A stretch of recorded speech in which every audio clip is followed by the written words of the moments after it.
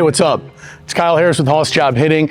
We're going to talk a little bit about kind of two camps of thoughts with training hitters that I'm sure you see talked about all the time on all the social media, as well as with your coaches, and that's exit velocity versus barrel direction or barrel accuracy. At the end of this video, we'll go over some of the things that you can do to implement the things we're going to talk about so that we can address both of these very important aspects to hitting. So on one hand, we have the camp that's talking about selling out for exit velocity. These are the guys or the coaches or the pundits that are constantly talking about hitting the ball hard, hitting the ball in the air, hitting the ball pull side. The data really supports the ability to pull the ball in the air hard, and that's dependent on your level. So hard for a professional Major League Baseball player is a little bit different than hard for a middle school or high school athlete. So we want to make sure that what we're doing is scaling to the level that we're at, not only at, but on the level that we want to get to. So one of the things we try to do with all of our athletes is we try to make sure that we can measure their metrics, and we're trying to always reach or exceed the next level. So if we have a middle school athlete, we're using high school data to guide their training. We're trying to get that 7th or 8th grader to hit the ball as hard or harder than a freshman, sophomore, or junior in high school. Those are our goals, because we know that hitting the ball hard and hitting the ball in the air plays. Same thing with a high school athlete. If we have a sophomore or junior in high school that wants to play in college, we're trying to use the college data as far as exit velocity and bat speed goes to guide their training to make sure they're able to play above the level that we're at. It's the same principle as youth athletes playing up a level to be challenged if they're ready for that. Now, if the athlete's not ready to have that goal set, we try to meet them where they're at. So the data is very, very clear. Athletes or hitters that hit the ball hard and in the air are more successful than those that hit the ball slow. In order to do that, we have to be able to rotate fast and swing the bat fast. So if you look at Major League Baseball data, there's a cluster of bat speed. So you have your guys over here on the left, like your Luis Arraez, your Steven Kwans, very successful hitters with lower bat speeds and lower exit velocities. And then you have your athletes over here at the top, your Aaron Judges, your Shohei Ohtanis. Very successful hitters as well that slug a lot better, they hit the ball harder, and they have elite bat speed.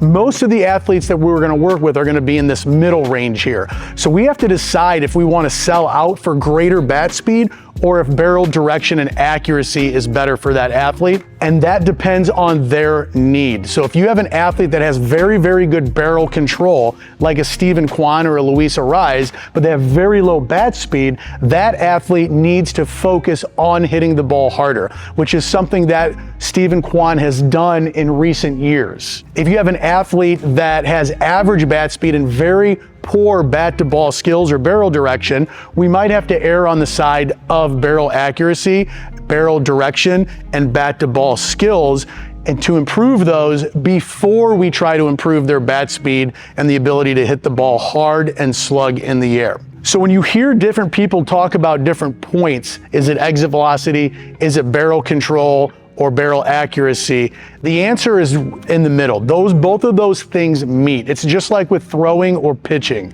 We don't have to choose one or the other. In fact, we can choose both. We can choose to train both of those skills simultaneously throughout the year while focusing on one or the other a little bit more depending on what season of training we are in. So if you're in off season, we can use 3 days of our hitting to try to build bat speed and hit the ball harder and get better at pulling the ball.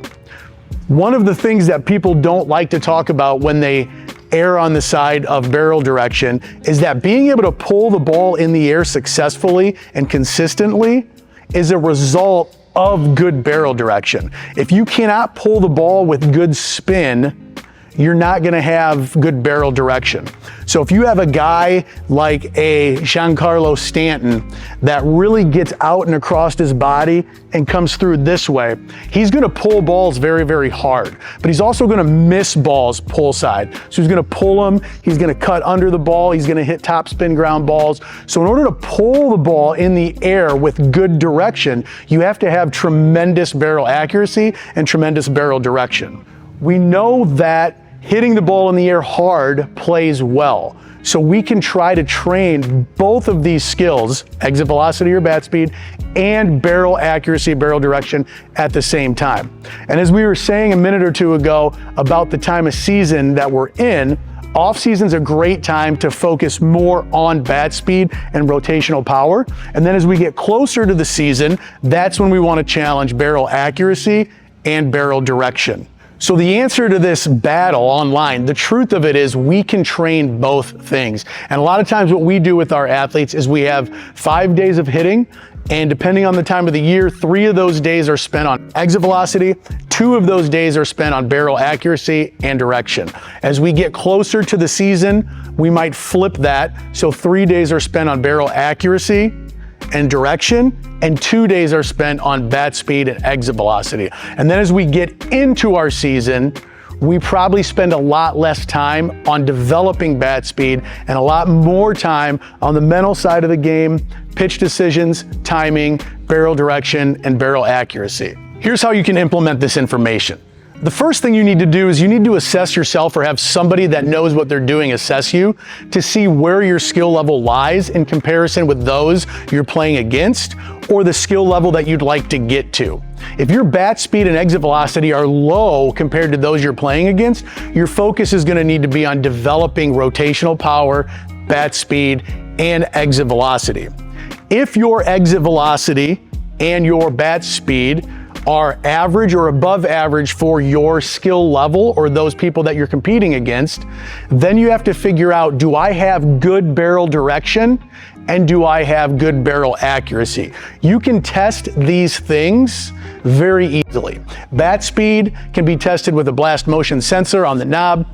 Exit velocity can be tested with a pocket radar, a stalker gun off a tee, or with a HitTrax or a Rapsodo on a machine or flips, and you can find the data to measure yourself against those individuals in your competitive level. As far as barrel accuracy goes, that can be a little bit more difficult. My favorite way to challenge barrel accuracy is to play Around the World. Around the World is a game where we use a machine or flips or BP, and we try to hit the ball oppo, middle, pull, and you can break that down any way you want to. Sometimes what we'll do is we'll try to go right down the right field line, right through the 3-4 hole, right up the middle, right through the 5-6 hole, right down the line. And then the next round, we'll try to go line drive, right down the line, gap shot, dead center, gap shot, right down the line. And then we'll do the same thing, trying to hit home runs, right down the line, in the gap, dead center, gap, pull.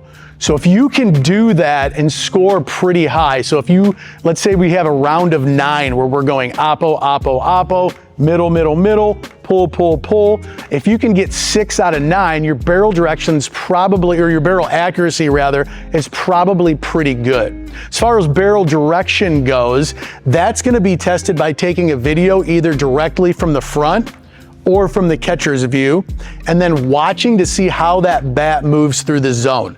If we're able to move the bat through the zone and extend to the middle of the field on a pitch that comes down the middle, we probably have good barrel direction. If we're able to take our hands and extend towards our pull side outfielder on a ball that's inside that we pull, we probably have good barrel direction. If we're able to extend through our opposite side field infielder or outfielder on a pitch that's away and drive it that way, we probably have good direction. So breaking those videos down from the back view or the front view on those balls that are hit to various parts of the field allows us to see a little bit of where our barrel direction is.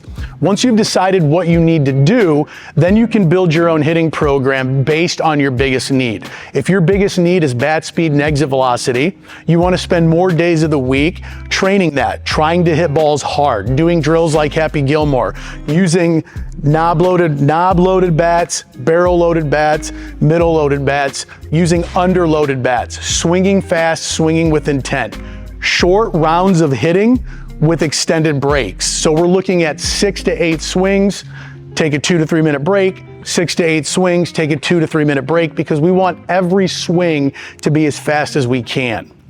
On your other days of the week, you want to work on barrel direction. We're going to slow things down and just try to hit line drives towards the middle of the field, try to work opposite field, try to hit pull side, but we want to try to spray the ball and hit as many balls as possible on the barrel of the bat. If your bat speed and exit velocity are very high, but you have a tendency to miss-hit a lot of balls, hit them in the air, hit them on the ground, pull side, topspin grounders, flares to the opposite field, then we need to work more on our barrel direction and accuracy. For those types of individuals, we would just split that up. So we would do 3 to 4 days of barrel direction, and then we would do 1 to 2 days where we're using a weighted implement just to make sure we're not losing the bat speed that we have, and we're actually probably slowly increasing that. So for barrel direction, what we really want to focus on is trying to hit everything on the barrel of the ball and spraying from gap to gap, and trying to make sure that we're not getting out and around the ball, we're not dumping the barrel and flaring it off, and we're not hitting a lot of pull side ground balls. So around the world's a great way to do that. You can do around the world on the tee, you can do it with flips, you can do it overhand BP, you can do it with machines. Another great thing that you can do is angle toss. So if I'm set up this way, my BP thrower or flipper is going to be angled. I can go this way, so if the ball's cutting across and I'm trying to drive it backside or up the middle in the air, coming in this way, I'm trying to go up the middle or pulling it, and we can do the same thing with the machine. So understanding where you're at, understanding where you want to go, testing that, and then figuring out a plan of what your lowest hanging fruit is. Is it bat speed and exit velocity, or is it barrel direction and barrel accuracy? Then building a plan that works on both of them is actually the answer. It's not a one or the other thing. Good hitters hit the ball hard and in the air, and they can hit it consistently hard and in the air to all fields.